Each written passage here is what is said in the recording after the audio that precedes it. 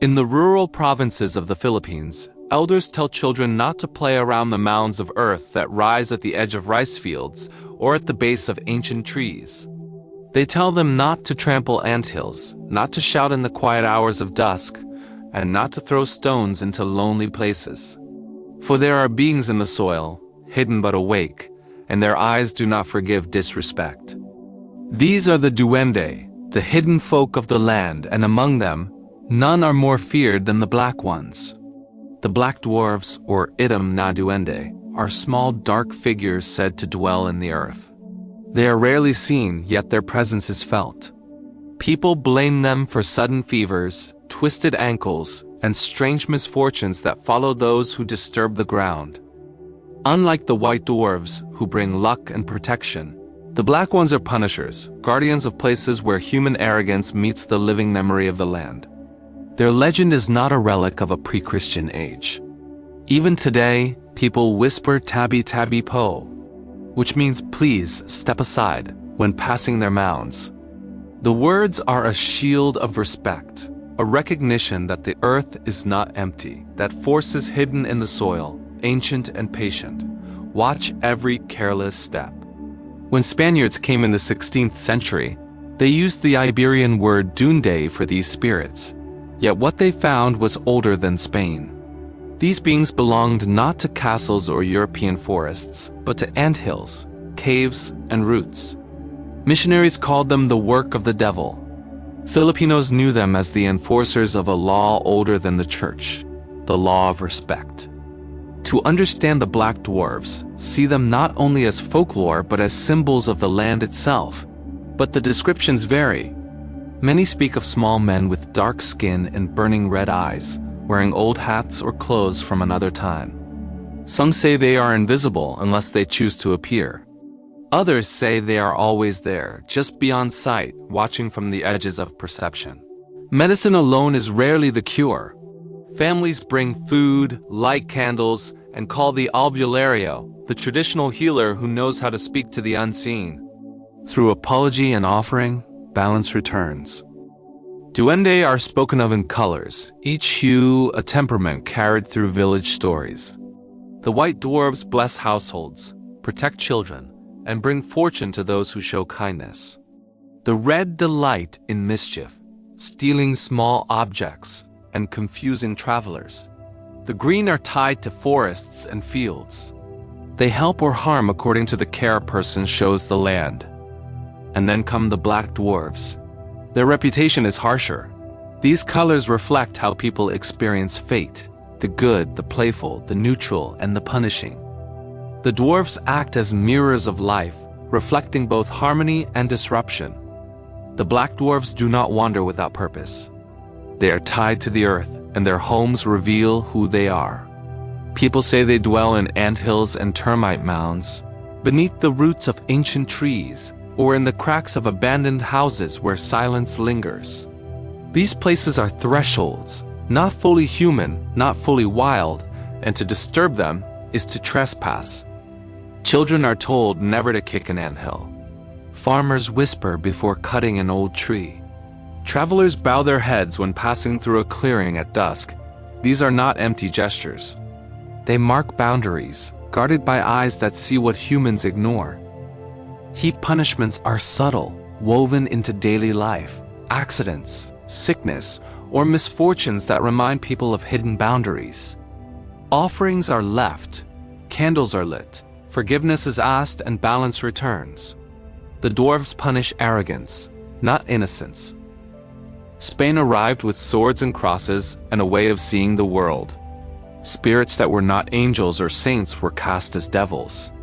The missionaries heard stories of small beings in trees and mounds, of punishments and blessings from the unseen, and they preached against them.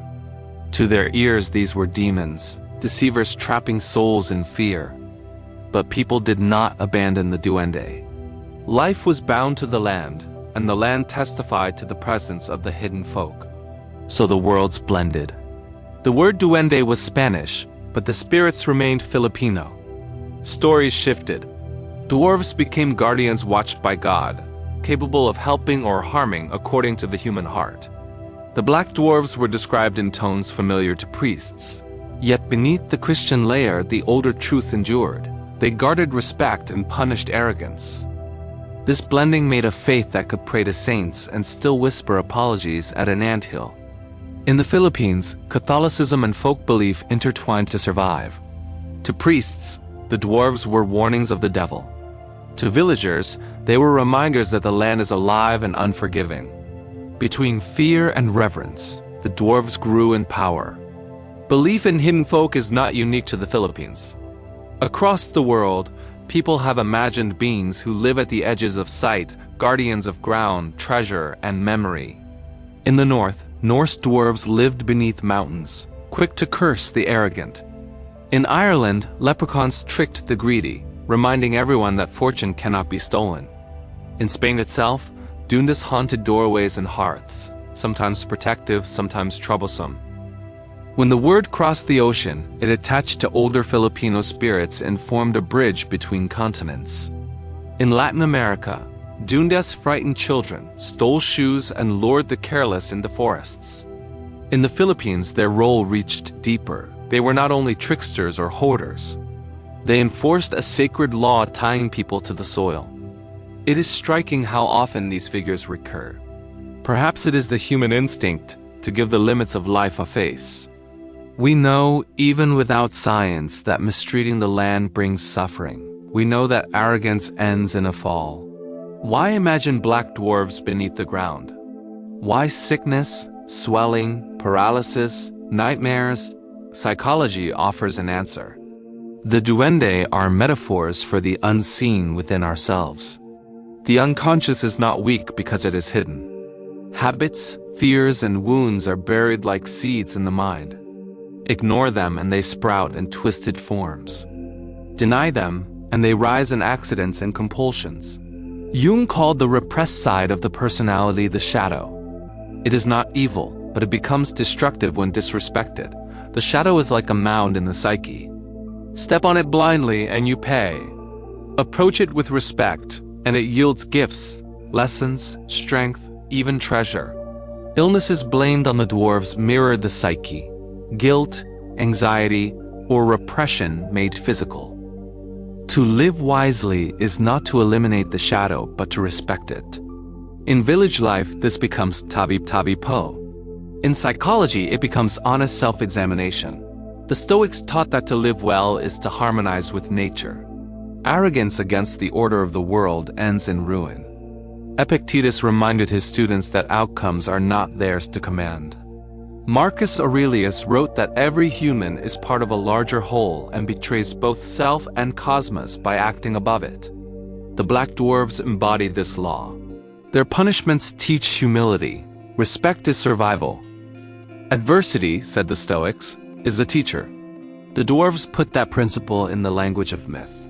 Pain corrects. Apology restores. It is easy to imagine these stories belong to the past, yet the duende remain. In the provinces, people still whisper tabi po near anthills and groves. In Manila, a construction worker may murmur an apology before digging. A mother warns a child not to urinate near a mound. A farmer leaves a little food at the roots before cutting a tree. These acts endure because they work as habits of caution. They endure as reminders of caution and balance. For many, the black dwarves are not symbols alone. Stories still circulate.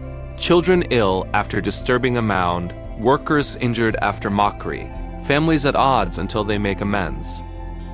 The imagination of the people keeps them alive. Whether we name it Wrath of the Dwarves, Ecology's Balance, or the unconscious mind, the lesson holds. We are guests. We must behave with dignity. The black dwarves of the Philippines are more than figures of fear. They are not merely creatures in anthills nor shadows haunting children. They are the voice of the earth spoken through stories that survived conquest, modernity, and doubt. They remind us of a law older than nations and churches, older than writing itself, the law of respect. They do not punish to be cruel, but to correct. Arrogance destroys itself, humility sustains life. Psychology calls it the shadow. Philosophy calls it balance. Religion calls it reverence. Filipino folklore gives it the face of small, dark beings with burning eyes. Different names. The same truth. They frighten us because they show what we would rather forget. The world will not bend to our will, and every action echoes beyond what we see. Yet they also free us because respect is always within reach. However small we are, however little control we hold, we can honor what is unseen, and in that choice, life becomes sacred. Perhaps you do not believe in dwarves, but how do you walk through the world? As if the ground is empty or alive? As if your shadow is meaningless or worthy of respect? Every day we cross thresholds we cannot see. Every day the same choice waits. Walk blindly or walk with respect. Filipinos whisper tabi tabi po. Perhaps we should too. Follow these stories further. Every myth hides a philosophy. Every superstition carries a wisdom. Every shadow holds a mirror. The duende are only the beginning. More spirits wait. More lessons whisper. Stay with us, and you will hear more.